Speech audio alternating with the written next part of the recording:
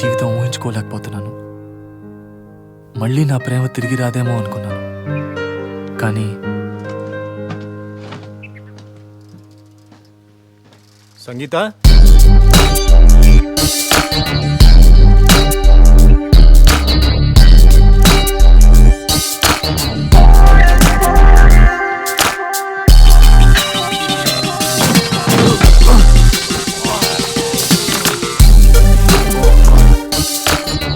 are you okay, uncle?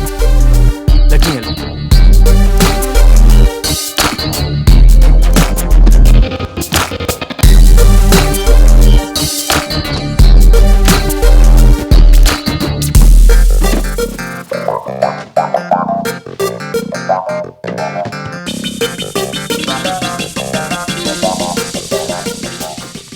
అంటే మాది పక్క కాలనీ అంకుల్. నీ పేరు బాబు? I'm Siddharth uncle. Hi, I'm Ravishankar. మా అమ్మాయి సంగీత. హాయ్. హాయ్.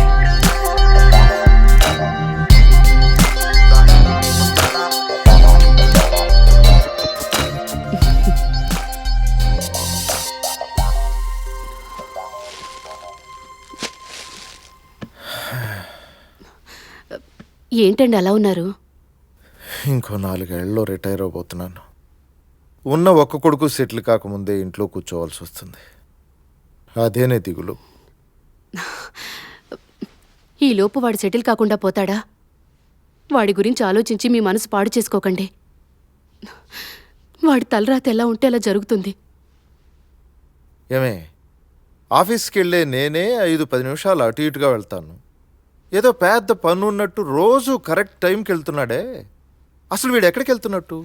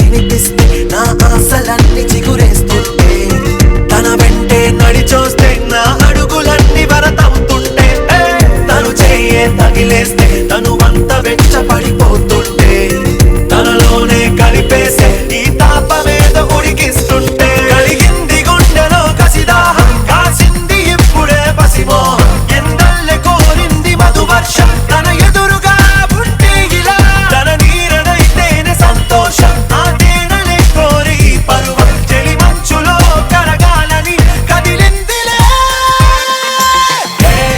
ఒక మెరుపై మెరిసా ఆ నింగిని కొలిచా నిన్నటినే మరిచా ఈ గలను కలుసుకొని ఒక అలనై ఎగిసా ఆ కడలిని గెలిచా కన్నులనే తెరిచా ఈ నిజము తెలుసుకొని Yes, yes, yes!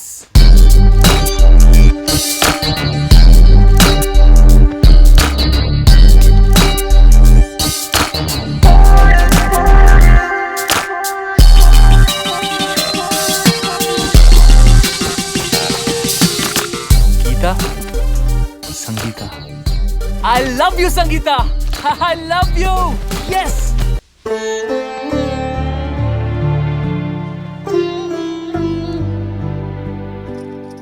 ఇక మీదట మీ అమ్మకు రోజు పొద్దున్నే లేచి కాఫీ కాసి టిఫిన్ రెడీ చేసే పని తప్పిపోయిందమ్మా. ఈ రోజుతో అంతా అయిపోయింది. ఎందుకు నాన్న అంత బాధపడతారు? జీవితాంతం ఈ రోజు గడిచిపోయింది, రేపు ఎలా ఉంటుందో అన్న టెన్షన్తోనే గడిపాను. నీ తమ్ముడుకో దారి చూపించలేకపోయానమ్మా. మంచినీళ్ళు తీసుకోండి. మీరేం టెన్షన్ పడకండి నాన్న. మీ అల్లుడు గారు దుబాయ్లో ఏదైనా జాబ్ చూస్తానన్నారు. నేనేం దుబాయ్కి వెళ్ళను. ఎందుకెళ్ళవరా? కాలేజీలో చేర్పిస్తే మధ్యలోనే మానేశావు. రోజు పొద్దున్నే లేస్తావు, స్నానం చేసి సైకిల్ వేసుకుని ఎటో వెళ్ళిపోతావు. జీవితాంతం ఇలాగే బలాదురుగా తిరుగుతావా?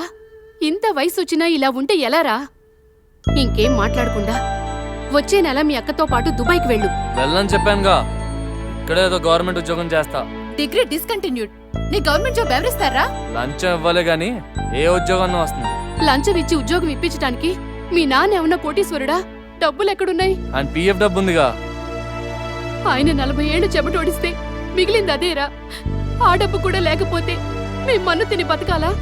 మనం మన్ను తిన్నా పర్వాలేదు, వాడు లైఫ్లో సెటిల్ అవుతాడంటే ఆ డబ్బు వాడికి ఇచ్చేస్తాం. ఏంటండి మీరు? మా డిపార్ట్మెంట్లో క్లరికల్ పోస్ట్ ఒకటి ఖాళీగా ఉంది. ఆ జాబ్ వాడికి వచ్చేలా మేనేజ్ చేస్తాను. కాదు మూర్తి గారు, నాకు తెలిసి ఈ పిఎఫ్ డబ్బు తప్ప మీరు సంపాదించి వెనకాలేసింది ఏమీ లేదు. ఉన్న ఈ డబ్బు కాస్త ఇప్పుడు పనిచేస్తే ఎలా? ఏం చేయను సార్, అంతా నా తలరాత. ఉన్నది ఒక్కడే కొడుకు, వాడికా చదువు అవ్వలేదు. అట్లీస్ట్ ఈ జాబ్ అన్నా వాడికి దొరికితే తిండికి తిప్పలు లేకుండా బతుకుతాడని ఆశ. దయచేసి హెల్ప్ చేసి పెట్టండి సార్, ప్లీజ్.